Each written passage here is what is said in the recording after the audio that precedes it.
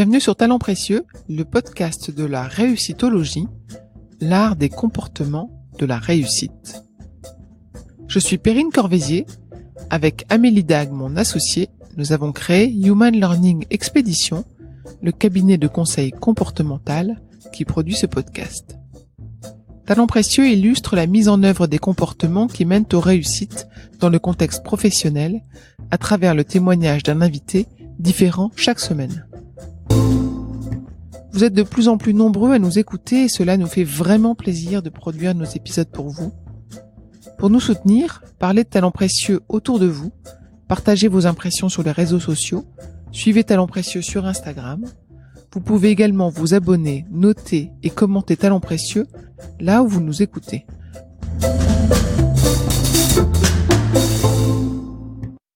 Je pense que la vampirisation d'une entreprise, c'est pas du tout la bonne solution, d'autant plus dans le cas des startups, parce qu'en fait une startup, elle évolue, elle fait grandir son service, elle fait grandir son expertise, et en fait finalement il faut être capable de l'accompagner dans cette croissance-là pour finalement en tirer d'autant plus de bénéfices du côté du grand groupe, parce que c'est en suivant cette croissance-là qu'on va aussi lui permettre de développer un meilleur service, et donc finalement qui va avoir des retombées positives sur nous.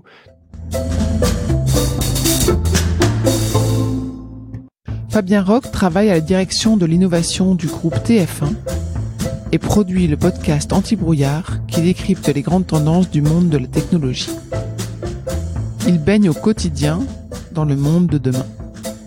Pour son employeur, il participe à la réinvention de l'activité du groupe et pour son podcast, il déniche des experts pour permettre à ses auditeurs de comprendre les notions et l'actualité technologique. À travers son témoignage, Fabien nous explique comment appréhender avec curiosité les notions technologiques dont tout le monde parle concrètement.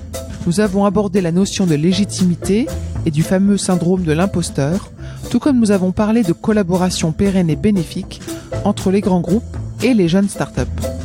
Fabien partage dans cet épisode de Talents Précieux les compétences nécessaires pour comprendre soi-même et faire comprendre à ses interlocuteurs des notions complexes, ainsi que les comportements à mettre en œuvre pour impliquer et convaincre à participer aux innovations détectées. Bonne écoute.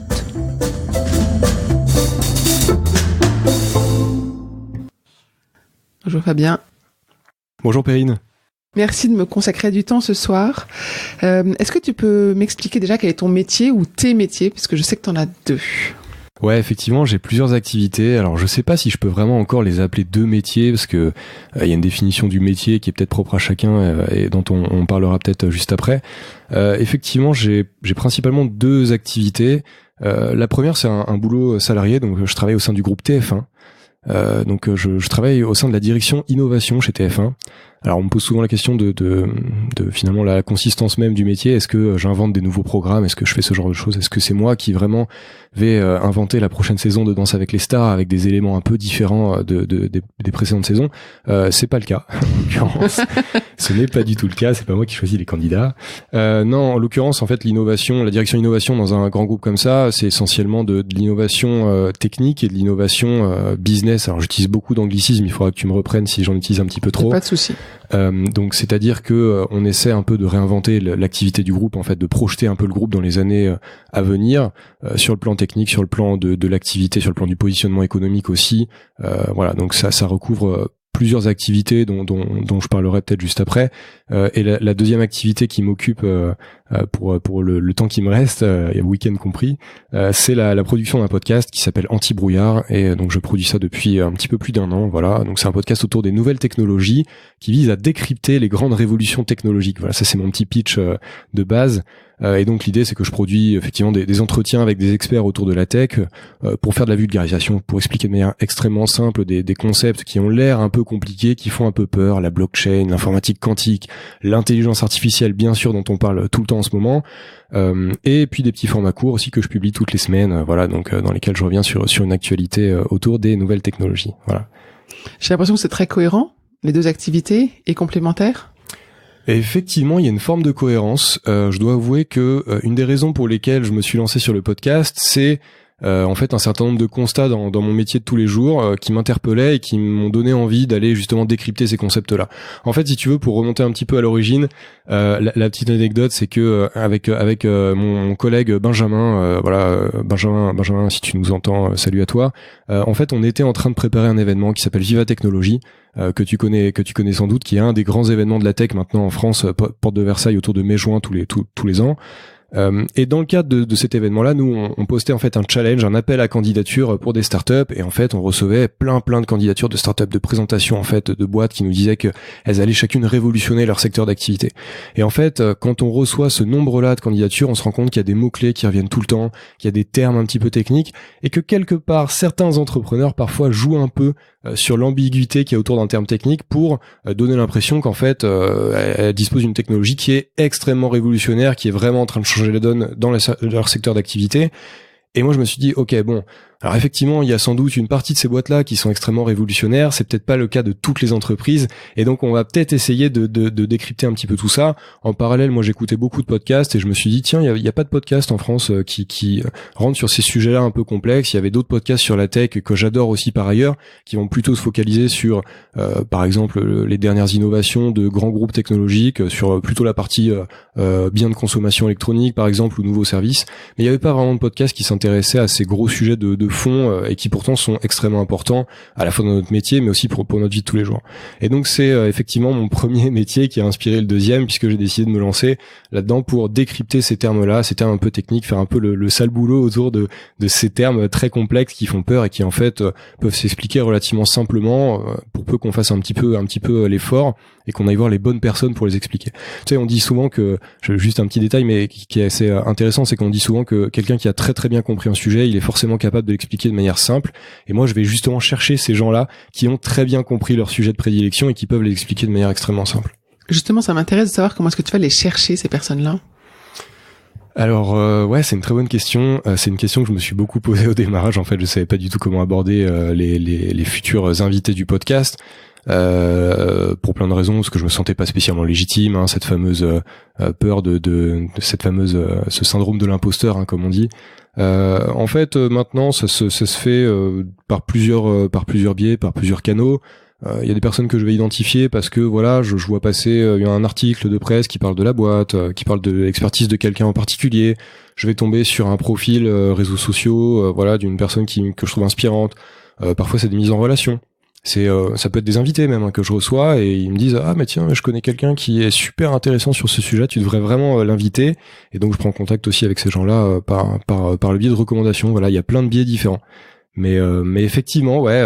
Maintenant, j'ai la chance d'avoir produit suffisamment d'épisodes pour dire voilà, j'ai invité déjà un tel, donc venez, il y a pas de souci. J'essaie d'être un peu sérieux dans la démarche, mais c'est vrai qu'au début, il y a une crise de l'imposteur, ouais. Et en même temps, toi, tu connais pas les sujets forcément sur lesquels tu vas les interviewer. Non. Donc, comment est-ce que tu arrives à savoir si vraiment ils y connaissent quelque chose? Parce que d'un article dans un journal, ils peuvent avoir un petit vernis. Toi, ce que tu vas chercher, c'est du vrai fond et que le fond soit digéré pour qu'il soit vulgarisé, c'est ça? Ouais, c'est vrai. Alors effectivement, le premier sujet que tu abordes, il est intéressant, c'est qu'effectivement, moi j'ai pas de connaissances techniques particulières dans ces domaines-là. Je vais même t'avouer que j'ai pas de formation d'ingénieur, j'ai pas de formation technique. J'ai vu que t'étais juriste, c'est ça? Ouais, alors mon petit secret, c'est qu'en fait, au tout départ, effectivement, j'ai une formation juridique, alors en droit des nouvelles technologies et de la propriété intellectuelle. Donc c'est quand même un petit peu mon domaine plus ou moins. J'ai eu la chance d'avoir une formation à la fac de Sceaux Paris Sud qui intégrait aussi des éléments un petit peu techniques sur la connaissance de l'informatique, mais c'est extrêmement basique. Typiquement, j'ai jamais codé de ma vie, j'ai juste un peu testé de l'HTML comme ça à côté, mais je code pas, je programme pas, hein, typiquement. Donc effectivement, j'aborde des sujets dont je suis absolument pas expert et je suis même pas débutant, si tu veux. Donc effectivement, c'est pas forcément évident de se dire bah telle personne elle est extrêmement référente dans son sujet. Après il y a quand même des indices, si tu veux. Déjà quand je vois qu'il y a un peu trop de mots-clés à la mode qui sont utilisés dans les articles ou dans les prises de parole de ces personnes-là, bon, ça fait partie des indices potentiellement qui m'indiquent que ils essaient de se rattraper parfois sur ces termes-là, l'usage de ces termes-là pour paraître pertinent en fait sur un sujet. Et finalement, je reviens à ce critère-là de s'il me l'explique simplement, c'est qu'en fait, il a très bien compris le sujet. Et donc finalement, quand on utilise des termes simples, quand on sait s'exprimer, quand il y a un point A, un point B, et qu'on va de l'un à l'autre de manière extrêmement précise, et qu'à la fin de l'intervention de la personne, par exemple, si c'est quelqu'un qui a déjà fait des conférences, je comprends extrêmement clairement ce qu'il m'a expliqué. là je me dis ok, là on a un bon candidat là pour le podcast a priori. Et les entretiens que tu as avec eux, est-ce que tu as l'impression de comprendre ce que tu leur demandes, ou est-ce qu'il y a vraiment des sujets sur lesquels ça reste quand même compliqué pour toi? En fait, mon objectif, si tu veux, comme moi je baigne dans le monde de la tech tous les jours, même si c'est pas même si c'est pas ma compétence de base, je considère que si moi j'ai pas compris ce que la personne me dit en face, ben les auditeurs a priori ils vont pas spécialement comprendre. Alors bien sûr il y a des auditeurs qui sont beaucoup plus calés que moi techniquement, mais le sujet c'est de se dire que on essaie quand même d'avoir une conversation qui amène à la compréhension du sujet. Donc en fait tant que j'ai pas compris, je pose des questions. Alors parfois c'est des questions, il s'agit de questions relativement naïves de temps en temps, parce que j'essaie vraiment de comprendre, sincèrement de comprendre le sujet qu'on aborde. Après, c'est vrai qu'il y a des sujets qui sont d'une technicité qui dépasse un peu celle des autres. Voilà, je t'avoue que j'ai passé un petit peu de temps, typiquement sur le sujet de l'informatique quantique, à essayer de vraiment comprendre les grands principes, les grandes lignes en fait du fonctionnement de ce type de technologie, leurs applications potentielles, les limites, etc. Donc, il y a des sujets sur lesquels je passe un petit peu plus de temps que les autres, mais voilà, moi, j'ai toujours été intéressé par ça. Je trouve ça super d'aller creuser sur ces sujets-là. En cherchant bien, on trouve des documents de vulgarisation finalement assez facilement. Donc voilà, faut juste pas avoir peur des documents et des termes qui ont l'air un peu compliqués. Mais finalement, quand on s'y intéresse sincèrement et qu'on se plonge un peu dedans, on arrive à trouver des éléments d'info, à comprendre un peu le contexte, et ça facilite vraiment l'échange ensuite avec l'expert, quoi, clairement. Et la valeur ajoutée de ton podcast, c'est quoi? C'est de rassembler l'ensemble des sujets, c'est d'être à la pointe de l'ensemble des sujets du moment? En fait, la valeur ajoutée que je recherche pour mes auditeurs, c'est vraiment d'aller nourrir leur curiosité déjà d'une part. C'est-à-dire que je suppose que plein de gens ont cette frustration justement que je cherche à résoudre depuis le début, de voir passer des termes. Alors là, je parlais de présentation de start-up, mais ça peut être des termes qu'on trouve dans la presse, dans les différents médias, et c'est vrai qu'il y a cette frustration-là de dire, et on me le dit souvent d'ailleurs, on me dit souvent, je vois passer partout ce terme-là de blockchain, je sais pas du tout ce que c'est, et on sent qu'il y a une petite frustration, une légère angoisse parfois même de se dire, une petite inquiétude qui consiste à dire quand même, notamment pour les métiers qui sont les plus concernés, par exemple quelqu'un qui travaille dans la finance qui va nous parler de crypto-monnaie, on sent qu'il y a une toute petite inquiétude quand même derrière, qui consiste à se dire c'est peut-être en train de me remplacer et de révolutionner mon métier, et pourtant j'y connais pas grand-chose. Et là, cette frustration, elle me parle énormément, et donc j'ai envie en fait de répondre à cette problématique-là. Donc c'est vraiment ça, c'est répondre à la curiosité, répondre à cette petite frustration de pas savoir en fait ce qui est en train d'évoluer, de changer, de révolutionner complètement le monde qui nous entoure, et de pas pouvoir prendre ces trains-là qui sont en train d'avancer, en fait, quoi qu'on fasse quelque part. Donc, la réussite de ton podcast sera quoi? Qu'est-ce qui va te signaler que ton podcast est une réussite?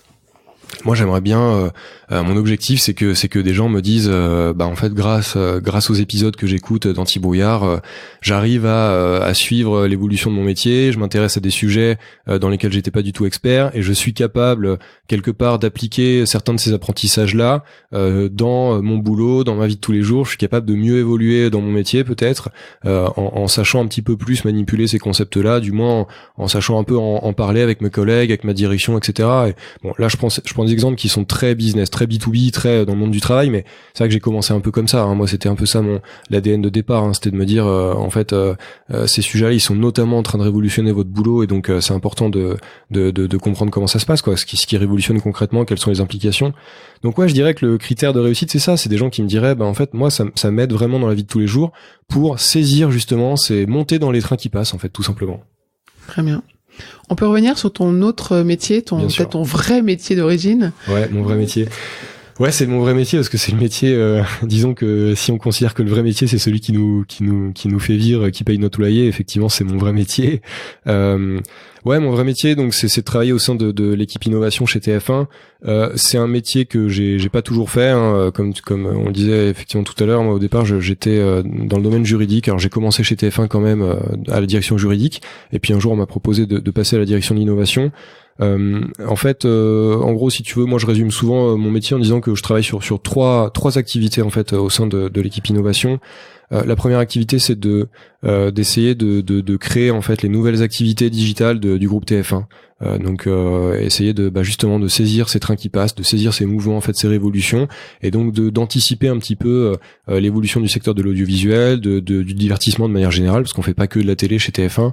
Et donc ma première mission, c'est d'aller monter ces nouvelles activités. Quand je dis monter, ça veut dire qu'on identifie peut-être une technologie, peut-être un partenaire, un secteur d'activité dans lequel on a envie d'aller. Et en fait, moi, je vais travailler sur le fait d'aller chercher ces partenaires-là, ces technologies-là, d'aller monter un business plan typiquement, donc un plan d'affaires si tu préfères, et en fait, d'aller initier cette activité-là, et ensuite je la mets dans les mains de quelqu'un qui la gère au quotidien. Moi, je vais pas garder dans les mains ces activités une fois qu'elles sont lancées. Je fais l'impulsion en fait, si tu veux. Donc ça, c'est ma première activité. Deuxième activité, je vais passer un petit peu moins de temps dessus, mais c'est une activité de veille et de prospective en fait. Donc tout simplement, là, je vais aller rédiger des études sur des sujets, des nouveaux marchés qui sont intéressants, des exemples d'applications mobiles qui fonctionnent bien à l'étranger, que je trouve intéressantes parce que ça répond un peu à nos enjeux, ce genre de choses. Et ma troisième activité, c'est que je travaille sur un petit fonds d'investissement en fait qu'on a dans le groupe TF1 qui nous sert à investir dans les startups avec lesquelles on travaille. Donc ça c'est un outil de plus en fait dans la démarche qu'on appelle l'open innovation chez nous, et qui nous permet de quelque part de créer des relations un peu plus long terme avec les startups et d'aller bâtir en fait cet écosystème là sur lequel on s'appuie pour se transformer nous-mêmes, parce qu'on se transforme presque jamais tout seul en fait en réalité. Le fait de travailler sur ces innovations, c'était un désir. Tu as dit qu'ils sont venus te chercher, mais pourquoi ils sont venus chercher un juriste dans leur entreprise pour travailler sur l'innovation ? C'est une très bonne question. En fait, si tu veux, historiquement, je pense que l'activité innovation, elle était très focalisée sur, je pense, de l'innovation technique, de l'innovation d'usage. On est venu me chercher à une période où il y avait une volonté d'aller un peu plus sur une dimension business en fait de l'innovation. Quand je dis dimension business, ça veut dire en fait arriver à vraiment transformer cette innovation technique, cette innovation d'usage en activités pérennes qui vont en fait soutenir la croissance du groupe sur le digital par d'autres canaux, par d'autres biais en fait, sur d'autres types de médias, d'autres types de services. Et en fait, c'est à ce moment-là, pendant donc la création, enfin l'extension de l'équipe innovation qui allait dans ce sens-là, que en fait la personne qui m'a recruté, qui s'appelle Guillaume, est venue me voir parce que moi j'étais ce juriste-là qui travaillait sur le digital. Je m'intéressais à plein de sujets en parallèle du juridique en fait, qui étaient liés au digital. Donc j'avais pu bosser sur des sujets divers et variés chez TF1, un peu prospectifs, qui touchaient un petit peu parfois des sujets un peu stratégiques, un peu business. Voilà, j'aimais bien en fait brouiller un peu les lignes en fait entre le juridique et les autres activités. Et voilà. Et donc Guillaume voulait tout simplement, je pense, ce que j'ai compris, c'est qu'il voulait vraiment aller chercher des compétences pluridisciplinaires pour qu'on puisse en fait être une espèce de cellule plus ou moins autonome en fait, qui serait à même de monter des projets à partir de rien et les lancer et les confier à d'autres personnes derrière. Et tes compétences juridiques sont encore utilisées ? Oui, des compétences juridiques en fait, quand tu travailles sur des activités de ce type-là qui impliquent tu vois, le fonds d'investissement, ça implique quand même des partenariats juridiques, hein. Enfin, il y a des contrats à signer quand tu participes à une levée de fonds d'une startup. Donc il y a des aspects juridiques dans ce cadre-là. Alors bien sûr, on est aidé par des juristes dont c'est l'expertise, hein. Mais voilà, ça aide quand même pas mal. Ça aide à étudier la situation de l'entreprise aussi, hein. Il y a toute une procédure en fait d'évaluation des entreprises quand on prend une participation. Donc ça m'aide beaucoup à décrypter en fait toute leur documentation qu'ils vont nous fournir pour étudier la valeur de l'entreprise et quelque part l'intérêt pour le groupe TF1 d'entrer à son capital. Et puis dans la dimension business, il y a aussi cet aspect juridique, puisqu'on va aussi effectivement signer des contrats, négocier des partenariats, etc. Et donc cette dimension juridique, elle est toujours utile. Alors évidemment dans une moindre mesure que lors de mon métier de juriste, mais tout de même. Et puis je suppose qu'il y a aussi toute cette dimension de soft skills justement autour de la formation juridique, qui nous permet, je pense, d'avoir une certaine manière de travailler, peut-être une certaine rigueur parfois sur certains projets, et ça, j'ai l'impression que ça m'aide aussi au quotidien, quoi. C'est très concurrentiel quand vous spottez une innovation qui est prometteuse pour vous. Il faut vous battre pour rentrer en relation avec ce partenaire, voire prendre des parts. C'est une bonne question. Je sais pas si c'est en fait, oui, il y a une dimension concurrentielle. Après, je sais pas si c'est si important que ça, cette dimension-là, parce que disons que quand une start-up arrive sur le marché français et qu'elle a une proposition de valeur qui est intéressante assez naturellement pour les groupes audiovisuels, En fait, de toute façon, on sait qu'à un moment donné, la boîte, elle va démarcher les différents groupes. Et après, ça va dépendre du timing, en fait, du côté des grands groupes. Est-ce que c'est le bon moment pour travailler avec cette startup-là? Est-ce que c'est le bon moment pour lancer telle activité ou révolutionner une activité interne sur cet aspect-là? Donc finalement, on s'adapte un peu. Enfin, la startup, elle va s'adapter au timing de chaque entreprise. Et un jour ou l'autre, on va s'échanger les boîtes. Enfin, globalement, ça se passe un peu comme ça. Donc, si tu veux, en définitive, en fait, effectivement, c'est un élément qui est différenciant. Typiquement, les équipes de la régie publicitaire, elles te diront toujours qu'en fait, avoir une innovation comme ça qui est vraiment différenciante sur le marché en termes publicitaires, par exemple, ça va faire la différence parce qu'eux, ils ont des commerciaux qui arrivent sur le terrain, qui vendent en fait des opérations publicitaires. Donc, la petite innovation supplémentaire, ça fait aussi la différence. Mais en réalité, on sait que ça, c'est du court terme et qu'à terme, on va plus ou moins tous bosser sur les mêmes innovations technologiques. Enfin, je pense. Et donc finalement ça limite un peu cet effet concurrentiel, quoi. On n'est pas non plus dans une confidentialité des plus totales. La preuve, c'est que typiquement sur notre programme d'accélération de start-up qui est à Station F, puisqu'on accueille des start-up à Station F, on a un petit programme groupe TF1 là-bas. Finalement la liste des startups avec lesquelles on travaille, elle est publique puisque c'est un accélérateur qui est accessible. En fait, pour peu qu'on visite Station F, on peut voir exactement quelles sont les boîtes qu'on accueille là-bas, et puis il y a des articles de presse souvent qui sortent avec le nom de ces boîtes-là. Donc c'est pas spécialement confidentiel, et en fait on n'a pas, à ma connaissance, on n'a pas d'exclusivité particulière avec ces startups. En fait, c'est des boîtes qu'on laisse vivre, et d'ailleurs il faudrait pas non plus trop les étrangler et les empêcher en fait de croître avec d'autres clients potentiels autres que le groupe TF1, quoi. Justement, tu parles de réussir l'alchimie entre le grand groupe et la start-up. C'est quoi un peu les clés de la réussite? Parce que on lit beaucoup de choses, on entend beaucoup de choses entre la lenteur des procédures des gros groupes et puis l'agilité nécessaire dans les startups. Qu'est-ce qui fait que tu réussis à faire en sorte que les startups soient bénéfiques pour vous? C'est une vraie question, et finalement notre objectif, c'est pas uniquement que de faire en sorte que la startup elle soit bénéfique pour le groupe, c'est aussi de faire en sorte que ce soit des relations gagnant-gagnant. Moi, je suis vraiment partisan de ce principe-là, de dire que en fait, une boîte qui travaille avec nous, on doit pas simplement aspirer l'intégralité de la force vitale de cette boîte, la laisser mourir et tout récupérer derrière pour grandir. En fait, ça se passe pas comme ça. Je pense que la vampirisation d'une entreprise, c'est pas du tout la bonne solution. D'autant plus dans le cas des startups, parce qu'en fait, une startup, elle évolue, elle fait grandir son service, elle fait grandir son expertise, et en fait, finalement, il faut être capable de l'accompagner dans cette croissance-là pour finalement en tirer d'autant plus de bénéfices du côté du grand groupe, parce que c'est en suivant cette croissance-là qu'on va aussi lui permettre de développer un meilleur service, et donc finalement qui va avoir des retombées positives sur nous. Donc je pense vraiment qu'il faut être dans cette relation gagnant-gagnant. Il faut vraiment laisser la startup se développer, et effectivement dans les critères, je pense que je retiens pour adopter une relation startup grand groupe qui est saine, c'est vraiment ça. C'est vraiment en fait bien avoir en tête le fait que la startup elle ait sa vie propre, qu'elle ait sa courbe de croissance, et en fait il faut bien sûr, faut l'aider au maximum en fait dans cette croissance-là, mais il faut surtout pas l'étrangler. Et typiquement dans les mauvaises pratiques, ça peut être des pratiques du style, imposer à la startup le fait de se focaliser sur un projet qui nous est propre, par exemple, qui n'est bénéfique que pour nous en tant que clients, et l'empêcher finalement de développer un produit ou un service qui soit agnostique en termes de clientèle, du moins plus ou moins agnostique, et qui permette en fait une pérennité de la boîte. C'est-à-dire que la startup, si demain elle a un service qui est designé exprès pour nous, mais qu'elle peut plus avoir aucun autre client que nous parce que en fait c'est plus adapté à ces autres clients-là, en fait c'est plus une startup, ça devient un prestataire, ça devient une société, ce qu'on appelle une ESS2I, c'est-à-dire une société de développement informatique. Et en fait c'est une très belle manière de tuer une startup en fait. Donc je pense que ça c'est vraiment quelque chose qui est important. Moi c'est vraiment le critère numéro 1 que j'ai en tête dans la relation startup et grand groupe.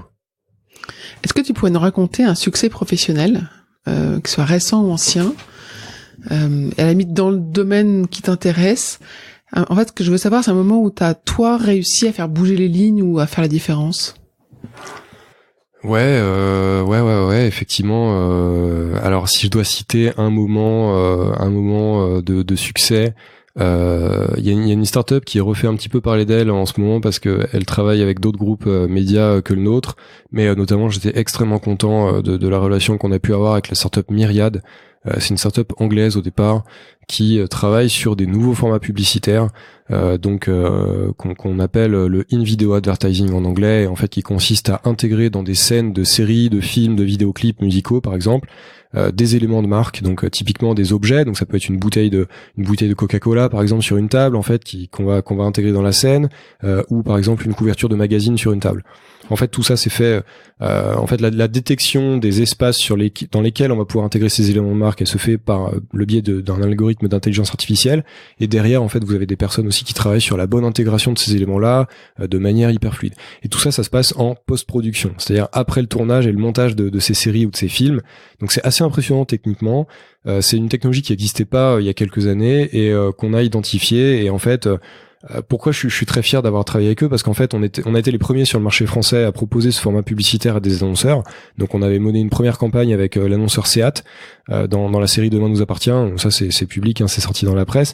Et en fait j'étais très très content parce que au-delà du fait d'avoir été les premiers, c'est pas uniquement la notion de course en fait qui m'intéressait, mais c'est que en fait on a dû vraiment impliquer énormément d'équipes en interne et en externe, parce que Demain nous appartient, c'est pas produit par TF1, en fait c'est produit par une société de production extérieure. Donc on a dû impliquer plein de gens sur le sujet, convaincre de la réalité technique en fait de cette solution là, du bon fonctionnement, du fait que ça s'intégrait correctement dans les images, que ça allait pas perturber l'aspect artistique en fait de ces séries ou de ces films là, que ça allait s'intégrer naturellement et que ça avait un intérêt commercial derrière pour la régie publicitaire. Et en fait je suis très content d'avoir réussi à mettre d'accord plus ou moins toutes ces parties prenantes autour du projet pour qu'on réussisse finalement à sortir ce format-là et lancer une première campagne. Et c'est pas une mince affaire, hein, parce que dans les grands groupes, c'est comme ça. On a aussi nos processus, on a aussi nos petites habitudes, et donc il faut un peu bousculer aussi les habitudes des gens. Et voilà, c'est un des critères de réussite pour moi en fait dans le métier que j'exerce chez TF1, c'est d'arriver à faire un peu bouger ces lignes-là et de participer à la réinvention du groupe, des activités du groupe. Dans cet exemple-là, qu'est-ce que tu as utilisé de spécial pour convaincre ? C'est beaucoup de discussions en fait, hein, tout simplement. C'est-à-dire que bon, il y a plein de phases, hein, bien sûr. C'est-à-dire que quand tu essaies de démontrer le potentiel d'une activité, d'une start-up, il y a plein de choses différentes à démontrer. Hein. Comme je disais, il y a la partie technique, la partie commerciale, la partie artistique aussi nous concernant, puisqu'on est dans quand même une industrie de contenu. Et donc il y a pas mal de choses à faire différentes, mais en fait c'est beaucoup d'échanges, c'est beaucoup d'informel aussi. C'est-à-dire que en fait on fait pas que envoyer des mails. Ça c'est un truc que j'ai pu apprendre aussi depuis que j'ai commencé ce métier-là, c'est qu'en fait innover et aider à la transformation d'un groupe, c'est pas simplement envoyer des mails avec une liste de start-up en disant regardez, il faut absolument bosser avec ces boîtes-là. C'est vraiment aller au contact des gens, au contact des équipes métiers, faire rencontrer cette start-up-là et ses équipes métiers. Donc on va vraiment discuter de pourquoi est-ce qu'on fait ça, pourquoi est-ce qu'on voudrait aller dans ce sens-là, quelles sont nos problématiques chacun. En fait, c'est un peu comme une psychothérapie, tu vois, c'est-à-dire qu'on partage chacun ses peurs, en fait, on échange un petit peu, on partage ses envies, ses peurs, et finalement, ce mélange de tout ça, ça fait qu'on va arriver à trouver un consensus en définitive qui nous permet d'être sur un projet qui a du sens pour tous et dans lequel on est tous à l'aise en fait. C'est vraiment ça l'idée, et donc c'est vraiment de l'échange, c'est vraiment du contact humain en fait. C'est vraiment ça le critère, je pense, de réussite de ce genre de projet. T'as eu d'autres expériences avant qui t'ont amené à être à l'aise dans ce genre de contexte? Parce que, enfin, j'imagine les études de droit, ça forme pas forcément à la relation humaine pour convaincre, etc. Enfin, en tout cas, pas nécessairement, et c'est peut-être pas le cœur du sujet. Donc, comment est-ce que tu es arrivé à te sentir à l'aise, à savoir comment est-ce qu'il fallait faire pour convaincre, faire pour faire bouger les lignes? Ça, c'est une excellente question et je suis même pas sûr d'avoir une vraie réponse en fait à cette question-là. C'est très compliqué de savoir ça. En fait, est-ce qu'il y a des démarches, est-ce qu'il y a des activités en particulier qui font qu'on va apprendre cette relation humain à humain? C'est assez compliqué. Bon, après, disons que je même en tant que juriste en fait, bon, j'étais quand même dans une entreprise, c'est-à-dire que je suis pas dans ce genre de boulot où en fait je travaille tout seul dans mon coin et je rends quelque chose à quelqu'un. En fait, il y a quand même une relation typiquement, je faisais beaucoup de juridique contractuel, donc il y avait cette dimension-là de négociation de contrat, d'échange, d'aller-retour comme ça, donc on voyait les gens et pour le coup dans le cadre d'une négociation, c'est l'un des contextes dans lesquels on est le plus à même à échanger et à devoir trouver ces terrains d'entente justement. Donc je suppose que ça m'a en partie formé. Voilà, non, je sais pas, sinon je sais pas trop te répondre en fait. À part ça, c'est super compliqué. Il y a une partie de, je sais pas, il y a aussi un intérêt personnel. Moi je trouve ça intéressant d'aller vers l'humain en fait, d'aller échanger avec les gens. je trouve ça super intéressant de se dire que justement on va trouver des terrains d'entente, on va essayer d'avancer dans la même direction chacun.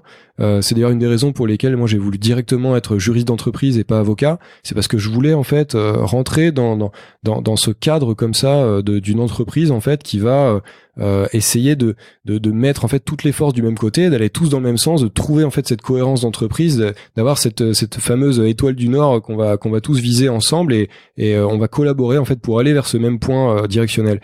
Et je pense que c'est un intérêt personnel aussi que j'avais d'échanger avec les gens et de travailler en équipe, quoi. Depuis que tu travailles, est-ce qu'il y a, que ce soit dans les personnes avec qui tu as travaillé chez TF1, dans les invités de ton podcast, est-ce qu'il y a des personnes qui t'ont vraiment impressionné par la façon dont elles travaillaient? Ouais, bah oui. En fait, c'est d'ailleurs pour ça que je pense en partie je continue à produire le podcast, notamment. Alors, bon, c'est pas que dans le cadre du podcast que j'ai rencontré des personnes inspirantes, mais effectivement, j'ai rencontré des personnes qui étaient extrêmement inspirantes dans le cadre du podcast, des personnes qui avaient des visions que j'aurais absolument pas soupçonnées, qui en fait ont cette capacité-là. Alors, tu parlais des manières de travailler.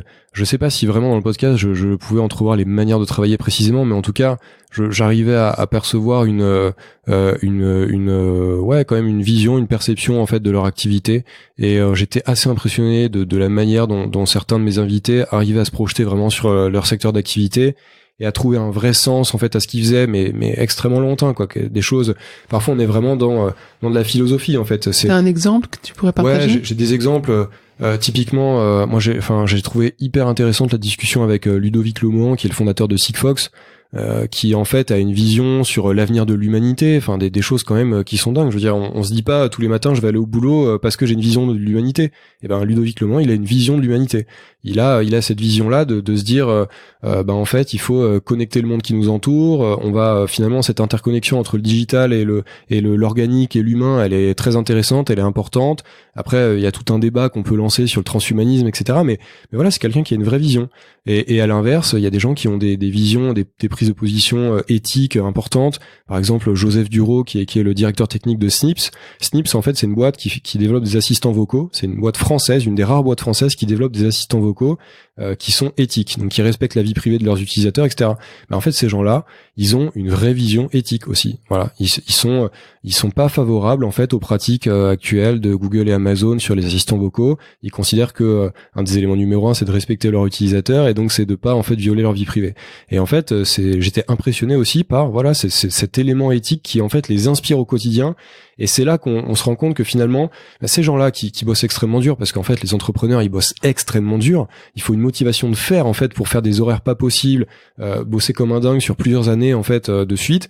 En fait, ces gens-là, ils sont pas motivés uniquement par le travail concret qu'ils font au quotidien. C'est pas uniquement ça, et c'est surtout pas motivé par des gains financiers. Ça, c'est une espèce de légende, mais en fait en réalité c'est pas du tout entrepreneur qu'il faut faire si on veut gagner de l'argent vite et beaucoup. En réalité, ces gens-là, ils bossent aussi parce qu'ils ont une vision. En fait, ils ont cette passion-là, des prises de position éthiques ou des visions de leur activité qui les portent au quotidien. Et ça, j'ai été assez impressionné. Et je pense que c'est un enseignement qu'on peut vraiment tirer des entrepreneurs. C'est ça aussi, quoi. C'est en fait, finalement, faut trouver un vrai sens à son métier, faut trouver une vraie vision qui nous porte. Et si on n'a pas cette vision-là qui nous porte, en fait, on n'est pas motivé. Moi, j'ai pas envie de faire un job, en fait, qui justement, qui va consister uniquement à remplir une fonction. En fait, je considère que je porte aussi une vision. Je vais dans un sens, en fait, qui me convient, et c'est ça qui me motive à me lever tous les matins, quoi. Cette quête du sens, alors on l'entend beaucoup. Comment est-ce que toi, tu l'as déterminé? Quelle a été, est-ce que les composantes qui ont fait que tu t'es dit, ça a du sens pour moi, ça c'est important, ça l'est pas? Alors, moi, je suis dans un cas dans lequel, en fait, j'ai un petit peu moins ces questions-là, d'éthique ou de sens de la vie, en fait. Bon, déjà parce que le podcast, c'est mon, entre guillemets, mon entreprise, mais chez TF1, c'est pas ma boîte, en fait. Mais quelque part, en allant travailler dans ce genre d'entreprise et sur ce genre de métier, j'avais aussi cette idée de me dire, en fait, je participe à un mouvement qui m'intéresse, quoi. Je participe à un mouvement de digitalisation des entreprises, entre guillemets, de l'ancienne économie, c'est-à-dire des entreprises qui existent depuis longtemps et qui se réinventent. Et en fait, je trouvais ça super intéressant d'aller accompagner ces boîtes-là, en fait, dans leur transformation. Quand je dis accompagner les boîtes, c'est pas comment dire, ça passe par de l'humain, hein, ça passe aussi par du relationnel, et donc c'est aussi en fait aider aussi des équipes à elles-mêmes en fait évoluer dans leur métier, changer leur mode de travail. Il y a aussi une dimension psychologique, hein, faut aussi évoluer dans la manière dont on va penser son travail. Il y a plein de réflexions, hein, en fait, en réalité philosophiques quand on commence à toucher un peu à ces secteurs d'activité. Des questions, la question traditionnelle qu'on entend beaucoup, c'est est-ce que l'intelligence artificielle va voler mon travail? J'ai réalisé un épisode il y a pas très longtemps sur ce sujet-là. Ça, vraiment, je mourrais d'envie de réaliser un épisode qui s'appelait comme ça, parce qu'en fait c'est une des questions qu'on nous pose beaucoup. C'est des gens qui sont donc parfois du coup inquiets en fait que quelque part une machine un jour vole leur travail. Et moi je trouvais intéressant de justement essayer de prendre le contre-pied un peu de cet élément-là et de plutôt en fait adopter des postures par rapport à la technologie qui étaient pas contre l'humain en fait, qui était plutôt une posture. Moi j'ai plutôt une vision de l'accompagnement de la technologie, l'accompagnement de l'humain par la technologie. J'ai plutôt une logique de compagnon en fait, d'aide au travail, d'aide à la prise de décision, d'aide à la récupération d'éléments d'information qui nous aident au quotidien. Et donc c'est ça qui m'intéressait, c'est ça le sens aussi que je trouve dans mon travail. Donc voilà, c'est comme ça que je l'ai trouvé. Après TF1 c'est un grand groupe avec plein de métiers, donc je suppose que tout le monde a une vision différente et une quête de sens qui est différente autour d'une activité qui est commune. Après à travers le podcast, on en a parlé tout à l'heure, hein, le sens c'est vraiment d'apporter des éléments d'information aux gens. Moi je trouve que c'est important, c'est super utile. C'est-à-dire que on entend beaucoup dire que maintenant les compétences elles deviennent obsolètes de plus en plus rapidement. On a une courbe de l'innovation qui est exponentielle, donc en fait il faut se former en permanence. Il y a plein de grands patrons de la tech qui vous disent que si vous vous formez pas suffisamment au quotidien, en fait vous devenez obsolète dans 2 ans, 3 ans. Bon, je sais pas si c'est aussi dur que ça, hein, mais la réalité c'est quand même qu'on doit se former, on doit rester curieux, on doit rester éveillé, évoluer avec le monde qui nous entoure, et ça c'est une quête de sens qui est très très importante pour moi, et donc c'est aussi ça que je cherchais. C'est aussi à ces enjeux-là que je cherchais à répondre à travers le podcast. Est-ce qu'il y a des éléments, des choses que tu as appris récemment, mais que tu aurais aimé apprendre plus tôt, en fait, qui ont été révélés à toi, des conseils, où tu t'es dit, en fait, si j'avais su ça il y a 5 ans, 10 ans, 15 ans, peut-être que ma vie aurait été différente. Alors, c'est il y a pas mal de trucs dont je peux parler sur ce sujet-là. Déjà, je pense que le fait d'avoir vécu j'allais dire une reconversion, c'est pas une reconversion, c'est une évolution professionnelle, on va dire, d'avoir changé de métier en fait, tout simplement, ça m'a ouvert les yeux sur pas mal de choses. Disons que moi j'ai commencé quand même dans un parcours, la fac de droit c'est relativement linéaire, hein, c'est-à-dire qu'on commence, on sort du bac, on est un peu, j'allais dire pris par la main. On n'est pas pris par la main parce qu'il faut quand même trouver son indépendance, bosser, etc. Mais on arrive en première année de licence et en fait finalement on suit plus ou moins un parcours rectiligne jusqu'à la fin du master, potentiellement le barreau pour devenir avocat, et on exerce son métier. Et en fait, le fait d'être lancé sur ce parcours-là, ça m'a fait extrêmement peur en fait. J'ai eu peur. Non, c'est pas que ça m'a fait peur, mais j'ai eu peur en fait de sortir de ce parcours-là. Et du coup, je m'imposais un peu des barrières en me disant non mais attends, si t'arrêtes là, que tu fais autre chose, en fait, t'auras gagné quoi? T'auras même pas de vrai diplôme. Ou alors si t'as commencé ce métier-là, en fait c'est ça ton domaine d'expertise, donc tu peux pas vraiment sortir de ce métier pour aller dans un domaine dans lequel en fait t'as aucune connaissance. Et en fait, le fait d'avoir fait ce changement-là, de l'avoir vécu, ça m'a pas mal ouvert les yeux sur le fait que finalement, on pouvait avoir plusieurs carrières différentes, qu'on pouvait s'auto-former, qu'on pouvait monter en compétences. Et ça rejoint un peu ce que je disais sur l'obsolescence des compétences, en fait, quelque part. Le monde, il évolue tellement vite que les personnes qui sont expertes dans un domaine, de toute façon, vont devoir se reformer sur ce même domaine, mais sur des aspects un peu différents pour rester compétentes. Et ben vous, en fait, si vous arrivez avec aucun bagage dans ce domaine-là, vous pouvez aussi prendre le train en route comme eux vont le faire, récupérer ces nouvelles connaissances sur ces nouvelles manières d'exercer un métier, et finalement vous devenez quasiment aussi compétent que ces gens-là. Alors je dis pas que les études ça sert à rien, hein, mais ce que je veux dire c'est qu'en fait on a quand même la possibilité de rester en mode éponge, d'absorber toutes les connaissances autour de nous et de s'intéresser à un sujet et de finalement devenir plutôt bon dans ce qu'on fait, même si ça avait rien à voir au départ avec son parcours. Et ça c'est vraiment un élément que j'aurais aimé savoir avant. Typiquement un de mes regrets c'est de pas avoir fait, c'est hyper bête hein, mais je suis très honnête là pour le coup, c'est un de mes regrets c'est de pas avoir fait d'Erasmus, d'échange en fait à l'étranger. Moi j'ai pas fait d'échange à l'étranger dans mon parcours scolaire, et en fait c'était notamment parce que j'avais un peu peur de me dire mais attends, là si je lâche pendant une année mon parcours de fac et que je vais faire des études, je sais pas, dans un pays étranger qui m'intéresse mais qui finalement va peut-être pas me permettre d'être au top niveau sur mon secteur de prédilection, je vais rentrer et et je saurais pas en fait reprendre la fac. Et ça, c'est une peur qui sans doute est un peu bête, parce qu'en réalité, je me rends compte qu'on peut dévier un peu de ses parcours, on peut revenir sur un truc qu'on avait fait avant, machin, et c'est pas très grave en fait finalement. C'est à la limite quoi, j'aurais dû peut-être un petit peu plus bosser sur l'année d'après mon année d'Erasmus pour reprendre le fil, mais c'est pas très grave quoi quelque part. Et j'avais eu cette peur là, donc ça j'aurais aimé le savoir avant. Ça, c'est un des éléments. Deuxième élément qui me vient en tête là, c'est plus un peu plus concret, un peu plus dans la pratique de mon métier au quotidien, c'est de en fait savoir lâcher prise sur un projet ou une idée qu'on a eue au départ quoi. Ça, c'est vraiment un truc que j'ai appris plus récemment en fait, que j'avais pas du tout en tête au départ, et c'est quelque chose qui est assez contre-intuitif en fait. On n'a pas l'habitude de réfléchir comme ça, mais en fait quand on a une super idée, typiquement dans l'innovation, c'est un cas qui se pose plein de fois en fait en réalité.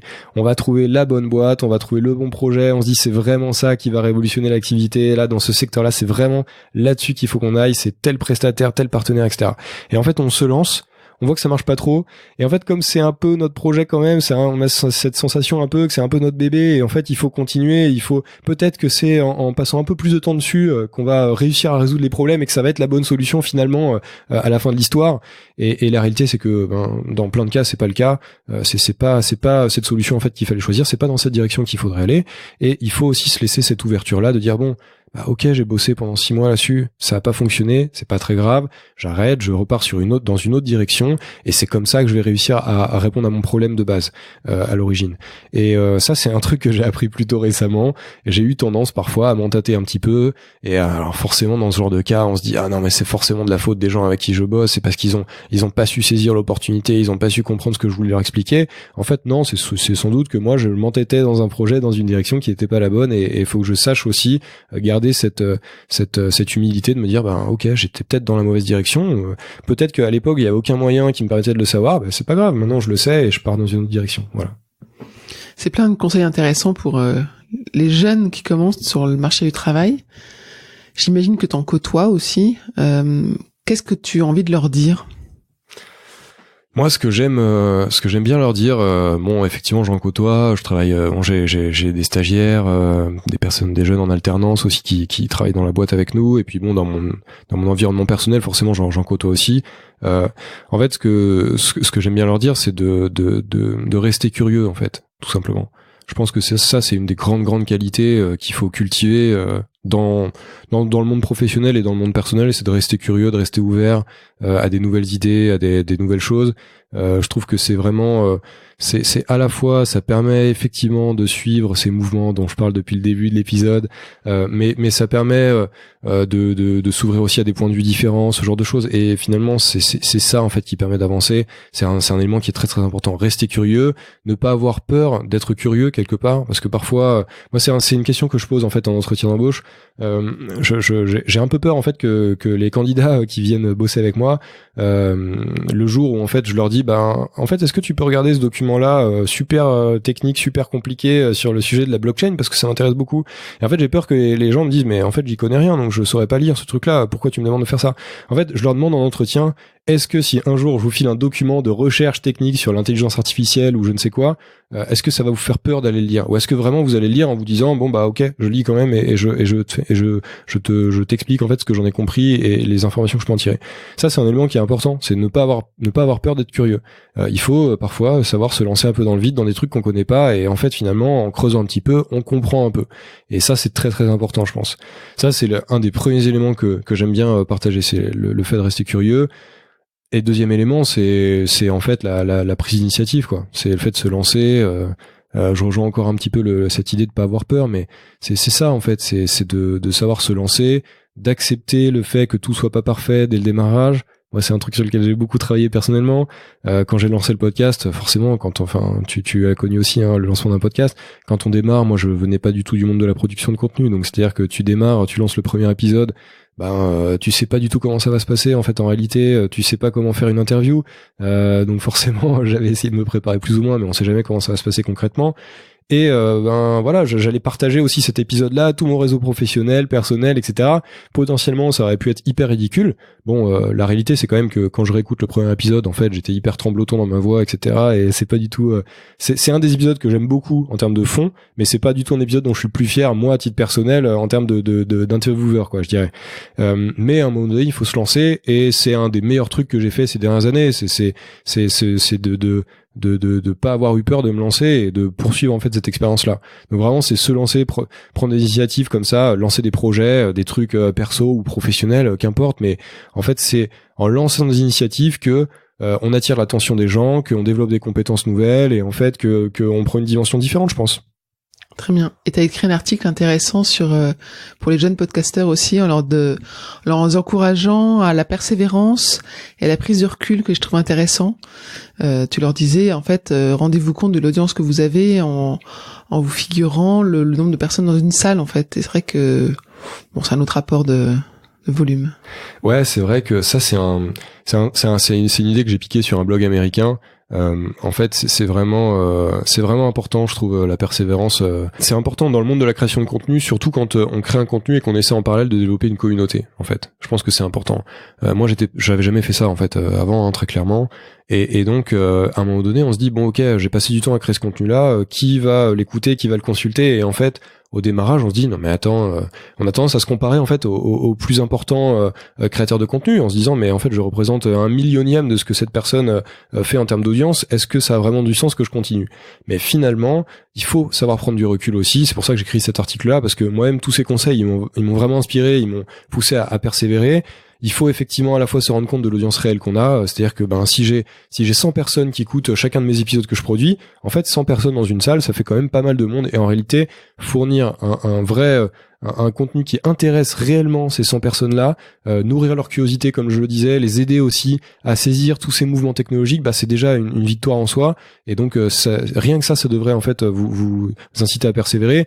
Et il y a un autre élément que je citais dans l'article et que j'ai trouvé qui finalement est un des éléments les plus importants, je pense, en fait, dans le sens que je vais trouver dans le podcast, c'est aussi l'apprentissage personnel et toutes les rencontres en fait qu'on fait à travers ces projets-là. Et c'est pour ça que je parlais de la prise d'initiative tout à l'heure, c'est parce qu'en fait quand on lance des démarches, quand on lance des nouvelles idées, qu'on se jette un peu à l'eau, et ça inspire aussi des personnes, ça les incite à vous rencontrer, à parler avec vous, à échanger. Tiens, t'as cette idée-là sur ce sujet-là, ça serait intéressant qu'on confronte un peu nos points de vue. Et finalement, on crée du relationnel, on crée finalement un réseau aussi, hein. C'est ça aussi qui nous aide à bâtir un réseau. On rencontre des personnes qu'on n'aurait jamais cru pouvoir croiser dans la vie de tous les jours traditionnellement. Et là, je parle à la fois des invités que j'ai pu avoir sur le podcast, mais aussi les autres personnes qui font du podcast, hein, toi y compris, hein, typiquement. Voilà, peut-être qu'on se serait jamais rencontrés, tu vois, si on n'avait pas chacun lancé un podcast. Et ça m'arrive tous les jours de me dire, mais en fait, c'est génial. Je discute avec des gens géniaux, super intéressants, qui viennent de milieux différents, de métiers différents, qui ont des points de vue différents. Et en fait, c'est ça qui est super intéressant aussi. Voilà. Tu disais que tu avais un métier la semaine, et que le week-end tu avais le podcast, le soir tu as le podcast, là il est tard. Comment est-ce que tu te ressources? C'est une très bonne question. Je me ressource à travers plusieurs manières. Je pense un peu comme tout le monde, mais j'essaie de sortir un peu de la ville aussi de temps en temps. J'essaie d'aller un petit peu à la campagne, aller voir de la famille. Moi, j'avais beaucoup de famille en dehors de Paris. J'essaie de passer du temps avec les gens dont je suis proche. Voilà, ça permet aussi pas mal de se ressourcer. J'essaie de faire du sport régulièrement aussi. C'est un des trucs. C'est pareil. Je pense que j'étais pas hyper sportif avant de commencer à travailler. Et en fait, c'est en travaillant que je me suis rendu compte que ça permettait d'évacuer pas mal de choses, du stress et tout ça. Et du coup, je fais beaucoup plus de sport depuis. Et ça m'aide vraiment à me ressourcer, à évacuer, à sortir un peu du boulot au quotidien. Et puis c'est essentiellement ça, hein, je dirais. Et puis voilà, j'essaie de m'intéresser à d'autres trucs. J'entends souvent le conseil pour les entrepreneurs. Un des conseils qu'on entend pour les entrepreneurs qui passent vraiment trop de temps dans leur boîte, c'est de dire en fait, trouvez-vous un passe-temps qui n'a rien à voir avec votre métier, avec votre boîte, avec la tech. Bon, en l'occurrence, moi je passe mes soirs et mes week-ends à bosser aussi sur la tech, donc je sais pas si j'ai fait le bon choix de thématique de podcast, mais ouais, c'est bien aussi de trouver un loisir qui vraiment nous permette de sortir de notre quotidien, quoi. Moi je fais de la musique aussi, par exemple, ça m'aide vraiment à me vider la tête, quoi. Ça c'est hyper efficace. Tu fais quoi comme musique? Je joue de la guitare, de la basse, voilà. Donc pour l'instant, en ce moment, je fais ça tout seul, quoi, à la maison. Mais ça, vraiment, c'est pour le coup, ça me fait passer dans un autre univers complètement, et je suis concentré sur autre chose, et ça développe la créativité, tout ça, et ça permet de vraiment vivre un autre moment en fait dans sa journée, de complètement se relaxer, quoi. Est-ce que tu as le temps de lire? Ouais, alors ça, c'est un de mes problèmes aussi, c'est qu'en fait. Je dirais que le podcast, ça m'oblige un petit peu à me tenir au courant de pas mal de choses qui se passent dans le monde de la tech. Typiquement, il y a pas mal de personnes que je vais interviewer qui ont écrit un bouquin, et en fait, je dois quand même les lire, hein, pour me renseigner un petit peu sur ce qu'ils ont fait, sur leur prise de position sur certains sujets.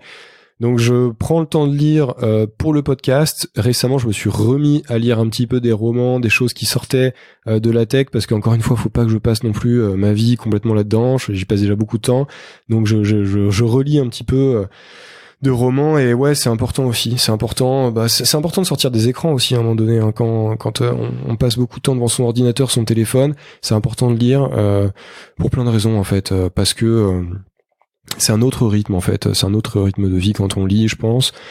C'est une autre manière de consommer du contenu, c'est une autre manière de se plonger dans des univers en fait qui nous sortent de notre quotidien, de se relaxer.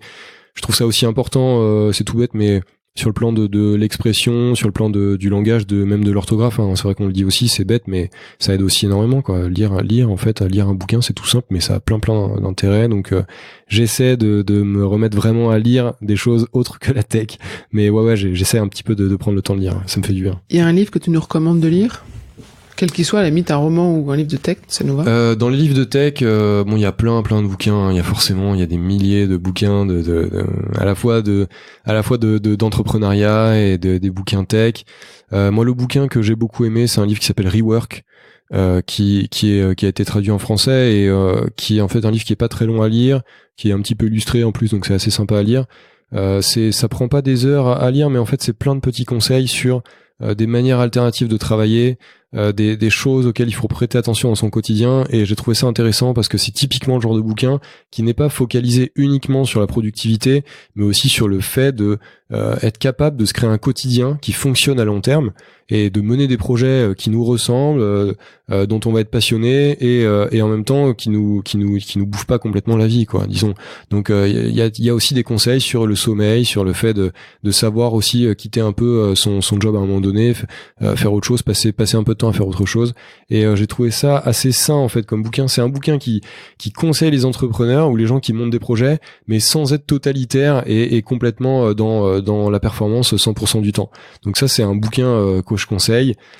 Sinon, dans les bouquins qui ne sont pas tech, j'ai recommencé un petit peu à lire du Bernard Werber. C'est quelqu'un que j'estime beaucoup, et en fait, dans les premiers bouquins quand j'étais ado, qui m'ont vraiment passionné, et que j'ai lu plusieurs fois sans doute en fait, en les lisant par petits passages, c'est un bouquin qui s'appelle l'Encyclopédie du savoir relatif et absolu de Bernard Werber, et ça en fait c'est le bouquin des curieux. Voilà. Ok, on va mettre les deux références sur le site. C'est vraiment le bouquin des curieux, c'est le bouquin qui permet, ça mélange à la fois de la poésie, de la créativité, et des éléments plutôt scientifiques ou de curiosité un petit peu tech aussi parfois, mais parfois qui n'ont rien à voir. Enfin voilà, pour ceux qui connaissent Bernard Werber, il s'intéresse à plein de trucs, à l'anthropologie, à l'au-delà, voilà, des sujets en fait juste qui nourrissent la curiosité des gens, qui sont faciles à lire. C'est plein de petits sujets à lire, donc c'est hyper intéressant. Voilà. Et dans les podcasts, à part Talent Précieux et Anti-Brouillard, t'écoutes quoi d'autre? C'est super difficile. C'est super difficile. J'ai une liste de lecture extrêmement longue. Ensuite, t'as écouté aujourd'hui. Ça veut pas dire que t'écoutes pas les autres. Celui que j'ai écouté aujourd'hui, je me suis réécouté un petit peu le podcast Magma, là, aujourd'hui. Alors, c'était plus pour de l'inspiration professionnelle, on va dire, parce que c'est un format qui m'intéressait pour plein de raisons. Mais Magma, ouais, c'est super intéressant. J'écoute plein de podcasts, à la fois business, à la fois tech, à la fois. Alors, mon podcast, je dois dire quand même, mon podcast de cœur, qui me permet de vraiment me vider la tête et qui n'est pas sur des sujets tech, c'est Les Baladeurs de la boîte de prod Les Others. Ils font un travail qui est absolument génial, je dois le dire. Alors, je connais plein de podcasteurs, j'ai cité le boulot de aucun podcasteur que je connais, c'est un peu dommage, mais en l'occurrence, voilà, je les connais pas en fait, mais ils font un travail que je trouve excellent, et c'est vraiment quelque chose qui est très très relaxant. Donc pour ceux qui connaissent pas encore, les baladeurs, en fait, c'est un podcast de récits de voyage qui est en fait illustré aussi par des petites ambiances sonores, en fait, du sound design, hein, comme on dit, et qui sont extrêmement agréables à écouter. Vraiment, c'est pas de se projeter dans l'Antarctique ou dans la forêt amazonienne en 2 minutes, et c'est hyper agréable. On arrive à la fin de notre entretien. Qu'est-ce qu'on peut te souhaiter pour le reste de ta vie professionnelle ? C'est une très bonne question, encore une fois. Qu'est-ce qu'on peut me souhaiter ? On peut me souhaiter d'arriver à nourrir mon intérêt au quotidien, voilà. Alors ça fait un peu enfant roi de dire ça aussi. C'est un peu cette dimension de je dois trouver des choses qui m'intéressent et qui me tiennent éveillé au quotidien, parce que sinon j'ai peur de m'ennuyer. C'est pas vraiment que j'ai peur de m'ennuyer, mais en fait, on peut me souhaiter de trouver du sens dans ce que je fais et d'arriver à prendre les bons virages, en fait, dans ma vie professionnelle pour rester éveillé, justement, rester curieux et rester dans la découverte, dans l'apprentissage permanent, parce que c'est ça qui me nourrit vraiment, c'est d'apprendre des nouvelles choses au quotidien. Et donc on peut me souhaiter d'apprendre tout le long de ma vie. Ouais, je pense que ça, on peut me le souhaiter. Bon, on y va. Merci beaucoup. Merci beaucoup, Perrine, c'était hyper agréable. À bientôt. À bientôt, salut.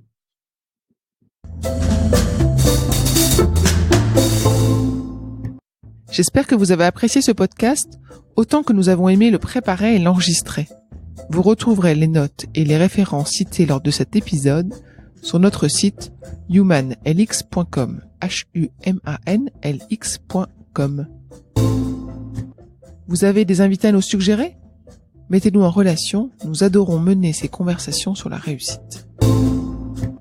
Talent Précieux est produit par Human Learning Expedition, cabinet de conseil comportemental qui facilite les réussites des organisations en libérant 4 types de comportements gagnants. Une curiosité pragmatique, une agilité dans la durée, une audace mesurée, une collaboration inclusive. Pour en savoir plus sur HLX, connectez-vous sur HumanLX ou suivez-nous sur Facebook, Instagram, sur LinkedIn ou sur Twitter. Merci pour votre écoute et à bientôt.